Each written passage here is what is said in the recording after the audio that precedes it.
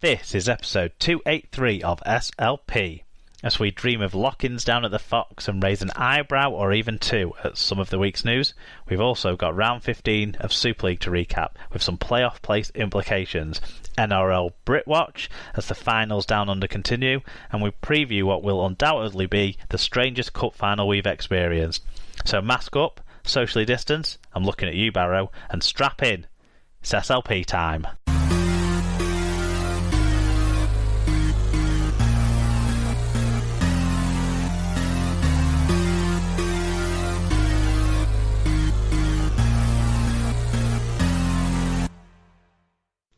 Hello listeners, welcome along to episode 283 of the Super League pod. This week you have myself, Mark, coming off a much better sporting weekend than last week's show followed, from a personal point of view.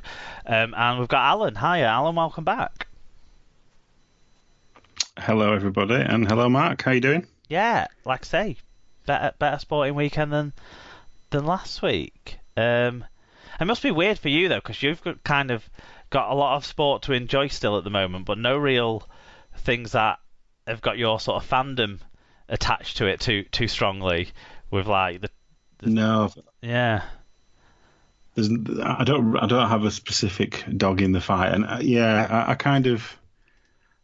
can't watch any sporting contest though without taking a side.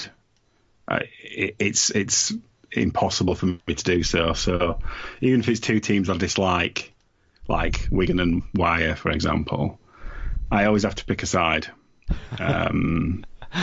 So whatever the case may be, there's always, you know, I always invest in a match if I watch it. So yeah, I won't tell you whether I was happy or disappointed. We'll wait to see about that one. Yeah, sport I'm enjoying at the moment but finding it hard to get invested in is the IPL. Because I struggle to even... I've never cared about that. No, I struggle to even I struggle to even understand which side is which.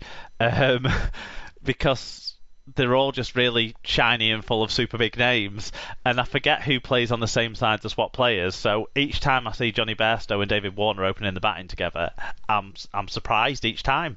It's like there's like this. It don't feel right, does it? That no. Particularly. And it's strange. Like I always sort of saw myself as one of those people who'd have to support a team and not the individuals in stuff. And yeah. And like when American sports fans in particular seem to like idealize individuals, and they look at if a player moved from one franchise to another franchise, or one team to another team, one sport to another, one division to another, whatever, they'll follow the player rather than the team itself. You know, there's a broad fan base out there that does that, and until sort of watching the IPL and supporting every single England player, but not caring which team won, just caring that the England players did well. Because even when in the NRL, I'll adjust my fandom to whoever has got the most English players in their team, but then I'll support that team kinda for that period. So, you know, 5-6 years ago I supported the Rabbitohs, now I support the Raiders, and that sort of fluidity with it there, but I still watch the whole team and want them to win all their games. I really couldn't care if the Kolkata Knight Riders beat the Mumbai Indians or whatever, but I care that Owen Morgan has a good game, or it's weird. Yeah. The identities of the IPL they've never connected with me in any shape or form, so as a result, I just don't really care about the competition, even though I'll quite happily watch almost any type of cricket. For some reason, the IPL, for whatever reason, just has never done it for me. Particularly playing. Are they playing in an empty stadium? They're playing one ground's in India and two grounds are in the UAE. So there's Dubai, Abu Dhabi, and then Sharjah, I think. But yeah, okay. Yeah, all empty. No, anyway, sidetracked by cricket IPL, for the second week in a row. I've started by talking about cricket, so let's instead tell people about the episode sponsor, Alan. Yeah, let's do that. Why not? So this episode is sponsored by Rob's Toy Shop. You will find a wide range of toys, gifts, rugby league birthday cards and more at Rob's Toy Shop on eBay. Visit stores.ebay.co.uk/Rob's Toy Shop, and on any orders over £5, you can earn 5% cash back and 1% of your order value will go into the SLP coffers, but only if you put SLP discount in at checkout. Yeah, we had a couple of residuals come through this week from people there, so thanks to people who've made purchases from Rob's Toy Shop, because our sponsor appreciates your custom. What we got coming up today, the news was kind of a slow news week, but there's a few interesting stories to talk about, some stuff at the community level and stuff like that, and some development stuff which is interesting for us to have a chat about, as well as some obligatory shit news stories in the rugby league world. Round 15 of Super League, we've got that to go through. 5 interesting games. One, of course, a change from what was billed last week when we discussed the game, so coronavirus strikes again and upsets things a little bit. NRL was exciting this week, so we've got a couple of games that featured some prominent England players in those. And then we've got predictions for the Challenge Cup final. It doesn't feel like it's Cup final week, does it, Al? It's the oddest Cup final week I've ever known, but yeah, we'll decide whether we're wearing our suits or not, and we'll make our predictions. Yeah, and we've got the results of the SLP poll, which we put out there as who do people think will win, but I still think people led with who do they want to win in how they voted. But we'll discuss that later on. Slight spoiler though for you there. But I think it's time we jump into news from around the world of rugby league. Yeah, let's do it.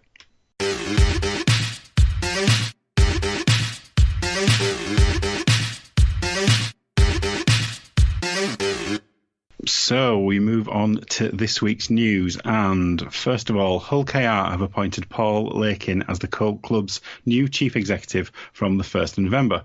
Lakin, who's currently the Chief Commercial Officer at Stoke City, was the CEO at the Robins between 2004 and 2008.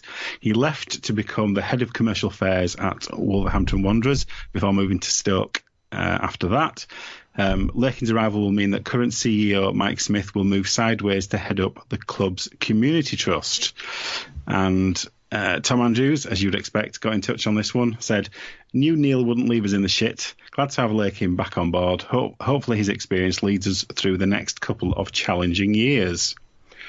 I have to confess I don't know anything about Lakin. I'm not even sure how you pronounce his surname, so that says it all. So potentially we are lacking in knowledge about him. Oh, that's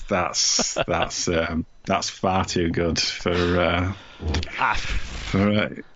that's an episode title potential there. I don't remember him either, but clearly his last period of time at the Robins was when they went from being a championship side to being a Super League side, and they've consolidated since then. So that will have been an important period for the club that he was involved in. He's then gone on, obviously, to be involved in football, which is a bigger sport than rugby league. It's just facts.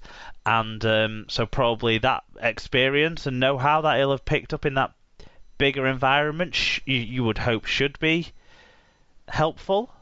And he's been at Stoke for 6 or 7 years. He was at Wolves for quite a long time as well before that, like you said. So he's clearly someone who people like to have around and stick around. Yeah. Wish him all the best. As I said, it's going to be it's not going to be easy for any club for the next couple of years, is it? So they need all the troops that they can get. No, and I suppose one of his biggest jobs will be making sure that the asset, as it were, is saleable. So making sure he can put a commercial proposition together for the Hull KR side that makes someone come in to buy it from Neil Hudgell, which is what Hudgell's looking for down the line, isn't it? Yeah. So hopefully he can be successful in that. Definitely.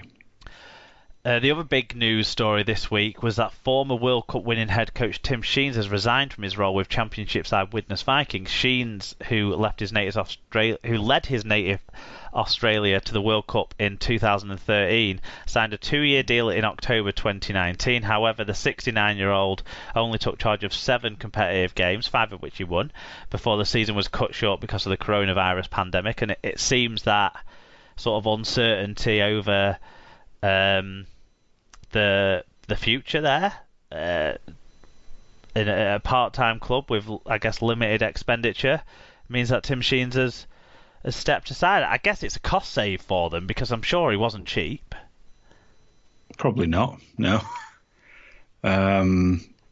So yeah, I think it's a time, isn't it, where a lot of us are evaluating decisions that we might have made previously. So obviously when he signed the contract, he signed on for 2 years, probably with a plan in mind, and that certainly will have changed, and maybe his priorities have changed personally as well. So he's not in the first flush of youth anymore, to say the least, and maybe he's decided that being over here isn't necessarily what he wants to do in the medium term. Well, there has been rumours sort of that he has expressed an interest in the permanent head coaching positions that are available at Super League level in Huddersfield and Hull FC. So it might not be the last we see of him on these shows, but maybe he sort of thought he doesn't want to end his coaching career in the lower tiers, because let's face it, the chances of Widnes earning promotion next year are probably not super high. He's probably going to have been dealing with a stripped back squad, and actually, like I said, this might act as a favourable thing for their budgets as well. Sean Long looks to be the favourite to come in and replace him, having left his role at Harlequins Rugby Union. That will be an interesting appointment. Yes, certainly one eyebrow will be raised at that, if not more. Yeah, because it's permanently raised.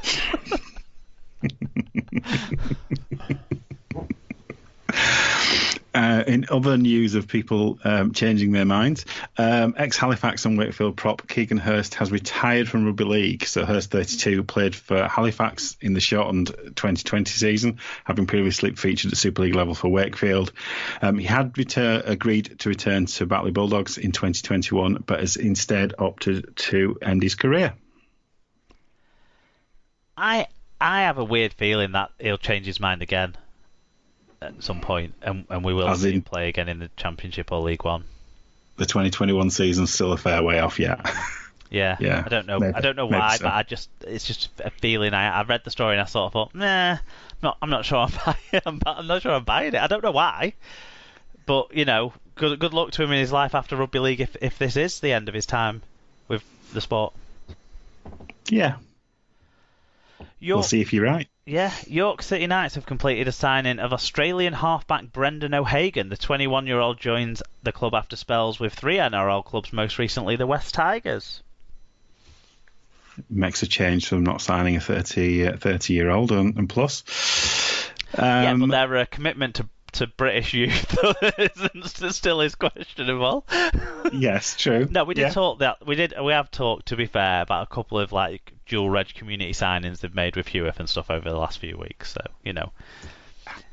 it's not all Aussies and pensioners. Not exclusively. Leeds Centurions have confirmed the signing of Hull KR forward Matty G. The 25-year-old joins the Leathers after 2 years in Super League with the London Broncos and the Robins.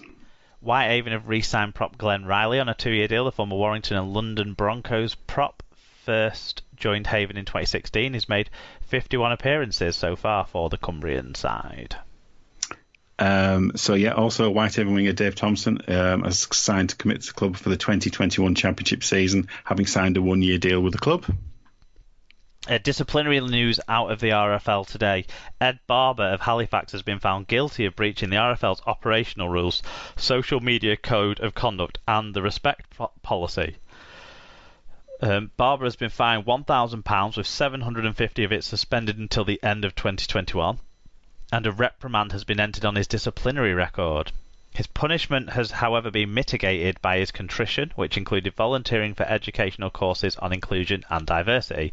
The punishment relates to a tweet posted on the 30th of July, which was found by an operational rules tribunal to have contained unacceptable behaviour and language, which by implication targeted individuals or groups